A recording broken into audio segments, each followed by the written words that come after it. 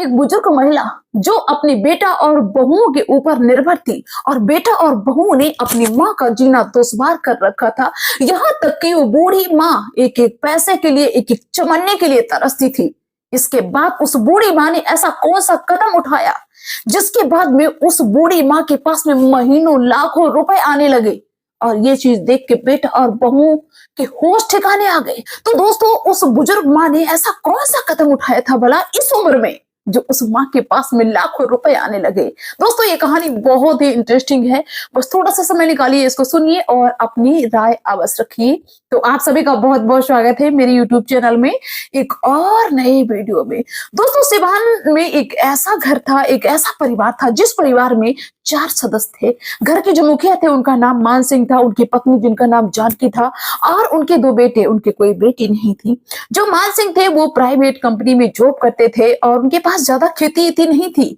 और उनकी जो पत्नी थी वो सिलाई कढ़ाई का काम करती थी और सिलाई कढ़ाई के काम में वो इतनी एक्सपर्ट थी, यहाँ तक कि वो दूसरों लोगों को सिखाती भी थी। इनका जो वक्त था बहुत ही अच्छे से गुजरता जाता था। घर का जो भी खर्चा होता था वो जानकी देवी अपने सिलाई और कढ़ाई से निकाल लेती थी और उनके पति जो भी कमाते थे कंपनी से, मान सिंह जो भी कमाते थे वो अपने बच्चों की पढ़ाई लिखाई खाना खर्चा में निकाल देते थे। यहाँ तक कि कभी कभार जानकी अपने पति से कहती थी कि ऐसा करो कि घर का खर्चा तो है वो तो हम चलाते ही हैं, थोड़ा बहुत अपनी सैलरी में से अपने बुढ़ापे के लिए बचा के रखते रहो। हो सकता है कि पता नहीं बेटा और बहुएं आगे चल के मेरी सेवा करेंगे कि नहीं करेंगे। इतनी बार जब मान सिंह सुनते थे तो मान सिंह बिगड़ जाते थे अपनी पत्नी जानकी से कि अरे भाई तुम्हारा दिमाग खराब है क्या, हम भला जोड़ के क्या करेंगे, हम अपने बच्चों को पढ़ाएंगे लिखाएंगे, बच्चे हमारे पैसे वाले हो जाएंगे, इनकी सर्विस लगेगी, अच्छे पोस्टों पे जाएंगे, मेरे पास पैसे की क्या कमी रहेगी।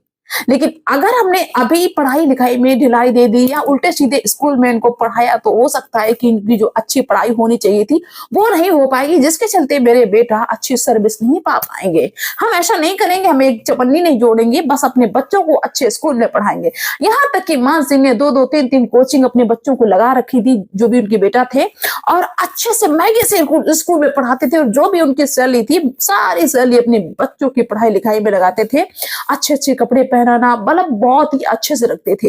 ये परिवार जो था बड़ी हैप्पी फैमिली थी, बड़े अच्छे से दिन गुजर रहे थे। दोस्तों, वक्त गुजरता है, जो बच्चे छोटे थे मान सिंह के और जानकी के वो भी बड़े हो जाते हैं, यहाँ तक कि वो अच्छी कंपनी में जॉब करने लगते हैं, क्योंकि ये ITI वगैरह ये पॉलिटेक्निक वगैरह कर लेते हैं, इसके बाद में जॉब इनकी लग जाती है। और जो मान सिंह थे वो भी बहुत ज्यादा खुश, यहाँ तक कि जब बेटे सर्विस करने लगते हैं, बेटे जॉब करने लगते हैं, तो मान सिंह ने भी अपनी वो प्राइवेट कंपनी में जॉब करते थे उसको छोड़ दिया था। और जो ये जानकी देवी थे ये भी बहुत ज्यादा खुश थे, क्योंकि उस समय बेटा जो थे वो माँ बाप के हिसाब से चलते थे। बेटा कहते थे कि माँ बाप तुमको कुछ भी करने की जरूरत नहीं है। यहाँ तक कि मान सिंह और जानकी देवी के पास में कुछ भी सेविंग नहीं थी। सेविंग के नाम पे सिर्फ क्या था, उनके पढ़े लिखे जॉब करने वाले बेटे। यहाँ तक कि मान सिंह ने और जानकी देवी ने अपने दोनों बेटों की शादी कर दी और शादी भी बहुत ही अच्छे घरानों से हुई, अच्छे घरों से हुई। अच्छी बहुएं आई और सास ससुर की खूब सेवा करने लगी। दोस्तों, वक्त गुजरता है, एक दिन ऐसा आ जाता है कि जो मान सिंह थे इनको अटैक पड़ जाता है और उस अटैक के पड़ने के बाद में मान सिंह इस दुनिया को छोड़ के चले जाते हैं। अब जो माँ की रिस्पॉन्सिबिलिटी थी वो बेटों के ऊपर आ जाती, बहुओं के ऊपर आ जाती।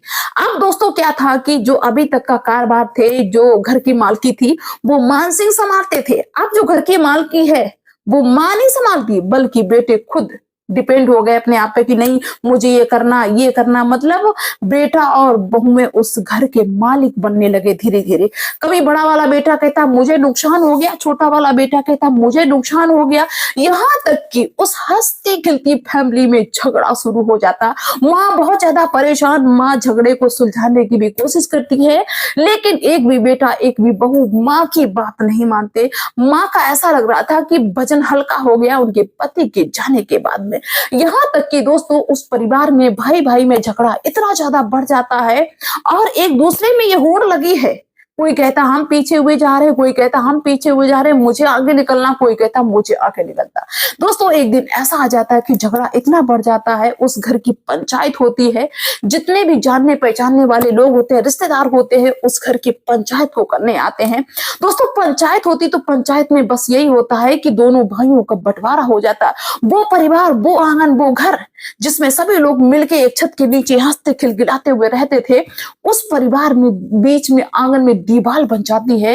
वो घर दो हिस्सों में बंट जाता है। माँ बहुत ज्यादा दुखी होती है। और दोस्तों सबसे ज्यादा हैरान करने वाली बात ये हो गई कि घर का बंटवारा हो गया, जो भी प्रॉपर्टी थी, जो भी सामान था, सबका बंटवारा हो गया। अब समस्या ये कि माँ भाई किसके हिस्से में जाए, क्योंकि छोटा वाला बेटा कहता है कि हम माँ को नहीं रख पाएंगे, बड़ा वाला बेटा कहता है कि हम माँ को नहीं रख पाएंगे। अब माँ कहाँ जाए? अब माँ के पास कुछ है भी नहीं, जिसके चलते माँ किसी के पास, दूसरे के पास में रहने लगे या माँ अलग रहने लगे। अब माँ करे तो क्या करे? दोस्तों रिश्तेदारों ने बंटवारा किया कि ऐसे काम नहीं चलेगा। 1 महीना छोटा बेटा रखेगा अपनी माँ को और 1 महीना बड़ा वाला बेटा रखेगा अपनी माँ को। दोस्तों ये फैसला होता है तो इसी हिसाब से भाई उस माँ के, उस जानकी देवी के दिन गुजरने लगते हैं। जैसे ही 30 तारीख खत्म होती है, पहली तारीख आती है, वैसे ही माँ का घर भी बदल जाता है। कभी माँ छोटे वाले बेटा के यहाँ आ जाती है, कभी माँ बड़े वाले बेटा के यहाँ आ जाती है। दोस्तों एक दिन की बात है कि महीने की 30 तारीख गुजर चुकी थी और 1 तारीख आ चुकी थी। उस दिन माँ को जाना था अपने छोटे वाले बेटा के पास में, लेकिन माँ को कोई लेने नहीं आया। 10 बज चुके, माँ भूखी प्यासी बैठी हुई है। माँ किचन में जाती है तो देखती है कि किचन में कुछ भी नहीं है। माँ ने अपनी बड़ी बहू से कहा कि बहू कुछ नाश्ता नहीं है, तुमने कुछ बनाया नहीं है, अभी तक हम भूखे बैठे हैं। तो बड़ी बहू कहती कि माँ जी आज तो तुम्हें छोटे वाले बेटा के यहाँ जाने वाला दिन था, आज तो भाई मेरी जिम्मेदारी नहीं थी कि मैं आपके लिए नाश्ता बनाती, और मैंने इसीलिए अपने लिए, अपने परिवार के लिए सिर्फ नाश्ता बनाया है, तुम्हारे लिए नहीं बनाया है। तुमको आज तो वहां जाना चाहिए क्योंकि जो मेरी शिफ्ट थी वो खत्म हो चुकी है। माँ ये बात सुनती है तो बड़ा हैरान रह जाती कि देखिए एक दिन नाश्ता खिलाने तक की सामर्थ्य नहीं रही है मेरे बेटों में, मेरे बच्चों में, बहुओं में। ये कैसा दिन आ गया है। दोस्तों जानकी देवी कहती है अपनी बड़ी बहू से कि छोटी बहू का सवेरे फोन आया था कि माँ जी 2 दिन तक तुम वहां पे और रुक जाओ, मेरे पिताजी की तबीयत बहुत ज्यादा खराब है, तो हम सभी लोग अपने पिताजी को देखने के लिए जाएंगे, वहां 2 दिन का टाइम लग जाएगा, इसके बाद भी हम आएंगे तो वहां से हम तुमको ले लेंगे। दोस्तों इतनी बात जब बड़ी बहू ने सुनी तो बड़ी बहू आग बबूला हो जाती। बड़ी बहू कहती मुझे इससे क्या लेना देना भाई, तुम रहो जाके, तुम चाह भी ले जाके, तुम अकेले नहीं रह सकती। 50 बातें उस बड़ी बहू ने सुना दी। माँ सुन रही है, यहां तक कि बड़ी बहू ने कहा कि देखो अभी तुम 2 दिन बने रहो, लेकिन जब वहां से आना तो 2 दिन लेट आना, नहीं तो तुम 30 तारीख को ही आ जाओ, जिस तारीख को यहां से जाना उसी तारीख को वापस आना। माँ को ये चीज बहुत ज्यादा खटक जाती है। माँ मन ही मन में रोती है और कहती है कि कैसा मेरा समय आ गया, इससे अच्छा तो कि भूखे बने रहें, इससे अच्छा कि भगवान मुझे उठा ले। दोस्तों ऐसे ही जानकी देवी के दिन गुजर रहे थे और जानकी देवी पुरानी बातों को सोच सोच के रोती है कि कैसे मैंने अपने बेटों को पढ़ाया, कितनी मैंने उम्मीद लगाई थी कि मेरे बेटा बड़े पद पे जाएंगे, मेरे पास में बहुत पैसा होगा, जिंदगी अच्छी होगी, ये तो सब कुछ उल्टा हो गया। दोस्तों एक दिन की बात, जानकी देवी सामने गार्डन में बैठी हुई थी, हल्की हल्की धूप थी, तभी उनकी सहेली मधुबाला आ जाती। मधुबाला जानकी देवी से कहती कि जानकी ऐसा करो, तुम यहाँ पे फुर्सत में बैठे रहती हो और हम वृंदावन जाने वाले हैं, गाड़ी जा रही, बस जा रही है, ऐसा करो कि तीर्थ स्थल घूम लो थोड़ा, पूरे दिन नहीं बेटा और बहुओं में लगी रहती हो। दोस्तों जानकी देवी बहुत ज्यादा खुश हो जाती। जानकी देवी कहती कि हाँ मेरी बहुत इच्छा है, देखो हम कल तुमको बताएंगे। दोस्तों जानकी देवी ने मधुबाला को आश्वासन दे दिया कि कल हम तुमको बताएंगे। और मधुबाला अपने घर पे जब पहुंचती है, शाम को बेटा आता और बहू सभी लोग साथ में होते हैं, तो जानकी देवी कहती है कि देखो बेटा हम वृंदावन जाना चाहते हैं, मथुरा जाना चाहते हैं, घूमना चाहते हैं तीर्थ स्थल, और मेरी सहेली जा रही मधुबाला और गाड़ी जा रही, सभी लोग जा रहे, तो ऐसा करो कि मुझे वहां घूमने जाने के लिए खर्चा दे दो ताकि हम घूम के आए। दोस्तों इतनी बात सुनी तो बेटा झल्लाता हुआ कहता है कि माँ तुम जरूरी खर्चों को भूल के बेफजूल के खर्चों में पैसा उड़ाओगी, मेरे पास इतना पैसा नहीं है कि तुम बेवजह उड़ाती घूमो। हमारे पास इतना ही पैसा है जितनी हम जरूरतें पूरी कर सके। तुम खाली बैठी रहती हो तो तुम्हारे दिमाग में नए नए आइडिया आते हैं। किसने तुमको आइडिया दिया? उनके पास कोई काम धंधा तो होगा नहीं तो तुमको ये आइडिया देने के लिए चले आए। बहुत लोग तुमको बिगाड़ के रखे हैं। दोस्तों, उस बेटा ने माँ को बहुत सारी बातें सुनाई। माँ रोने लगती है, माँ दुखी हो जाती है। अगले दिन जो मधुबाला थी वो आती है पूछने के लिए, तो जानकी देवी अपने दर्द को छुपाते हुए कहती हैं कि क्या करें, मेरे बेटा और बहू थोड़ा बाहर जाने वाले हैं काम से। मैंने उनसे पूछा था तो वो कह रहे थे कि माँ जी हम तुमको बाद में ले चलेंगे, अभी तुम ना जाओ। मधुबाला चली जाती है और जानकी देवी के दिन ऐसे ही गुजरते रहते हैं। कभी इस बेटा के घर, कभी इस बेटा के घर, कभी उस बेटा के घर, कभी उस बेटा के घर। एक दिन की बात है कि जानकी देवी मंदिर में गई हुई थी और उसी मंदिर में वो मधुबाला फिर से मिल जाती। मधुबाला कहती है कि जानकी देवी, तुमने अभी तक वृंदावन घूमने का विचार नहीं बनाया। उस बार मैंने कहा था तब तुमने टाल दिया, अब तुम फिर से नहीं टाल निकाल पा रही हो। कैसी तुम हो, बस इसी दुनिया में उलझी हो। तो जानकी देवी फिर से कहने लगती है कि देखो हम चलेंगे, अभी मेरे पास टाइम नहीं। यहाँ तक कि मधुबाला ने जितनी बार भी जानकी देवी से कहा कि तीर्थ स्थल तक चलो, तब तक जानकी देवी ने बहाने ही बनाए। मधुबाला कहती कि ऐसा है कि तुम मुझे हकीकत बता दो कि तुम्हारे बेटा और बहू तुमको जाने नहीं देते हैं या तुम खुद जाना नहीं चाहती हो। दोस्तों, जब इतनी बात मधुबाला कहती है तो जानकी देवी की आंखों में आंसू आ जाते हैं। यहाँ तक कि जानकी देवी ने सारी बात बता दी और कहा कि मैं कैसे चलूं, मेरी बहुत इच्छा होती है लेकिन बेटा और बहू मेरे खर्चा ही नहीं देते। वो कहते कि फालतू का खर्चा है, तो हम बताओ कैसे चले। यहाँ तक कि जानकी देवी रोने लगती है। मधुबाला उनको चुप कराती, ढांढस बनाती। यहाँ तक कि मधुबाला ने कहा कि ऐसा है कि जैसी तुम्हारी स्थिति है ऐसी ही मेरी भी स्थिति थी, लेकिन आज मेरी स्थिति ऐसी है कि बेटा और बहू खुद मेरे इशारों पे नाचते हैं और हम सेल्फ डिपेंड हैं। दोस्तों, जानकी देवी हैरान रह जाती। जानकी देवी कहती कि भाई इस उम्र में तुम सेल्फ डिपेंड कैसे हो सकती हो? तो मधुबाला समझाते हुए कहती कि जानकी, हम जो काम करते हैं अगर तुम भी वो काम करो तो तुम सेल्फ डिपेंड हो सकती हो, तुम जो चाहो वो कर सकते हो, तुम्हारे सारे सपने पूरे हो सकते हैं।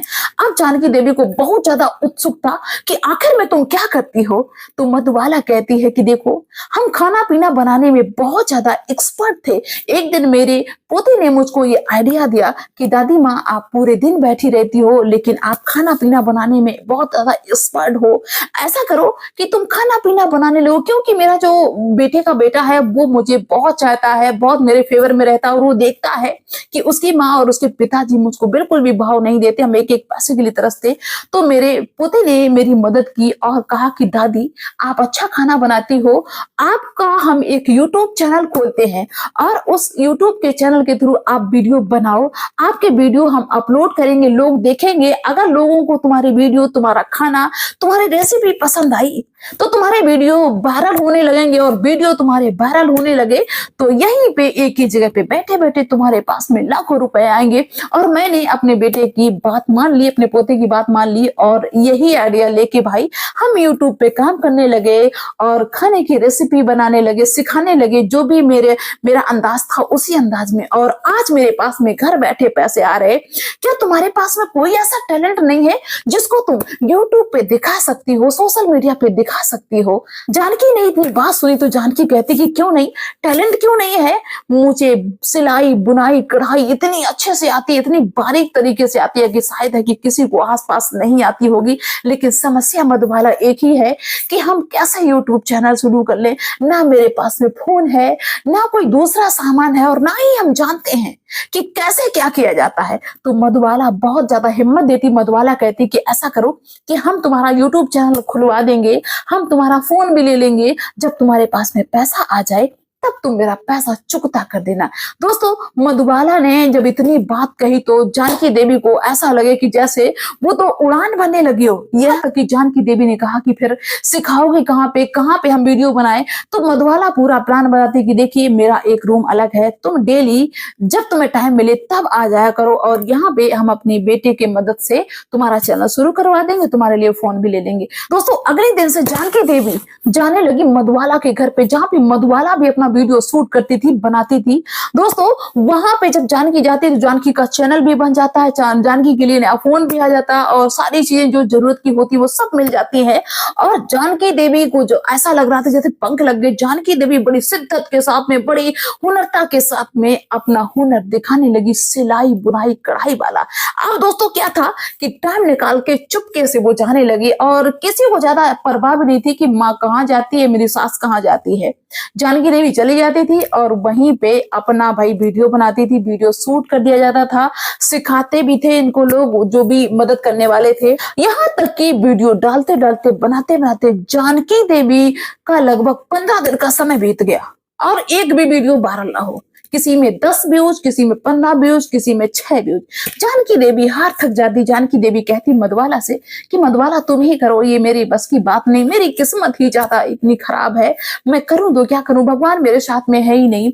जानकी देवी हार मान लेती लेकिन मधुबाला साहस बनाती थी। दोस्तों अगले दिन जानकी बड़ी मायूसी के साथ में उठते हैं, सोचते हैं कि भगवान मेरा साथ भी नहीं दे रहे, मेरा एक वीडियो भी नहीं चल रहा है, मैं इतनी मेहनत कर रही हूँ। लेकिन तभी लगभग सवेरे के 7 बजे होंगी, मधुबाला का वो बेटी का बेटा जो था वो आ जाता है और कहता है जानकी से कि दादी आपने वीडियो देखा?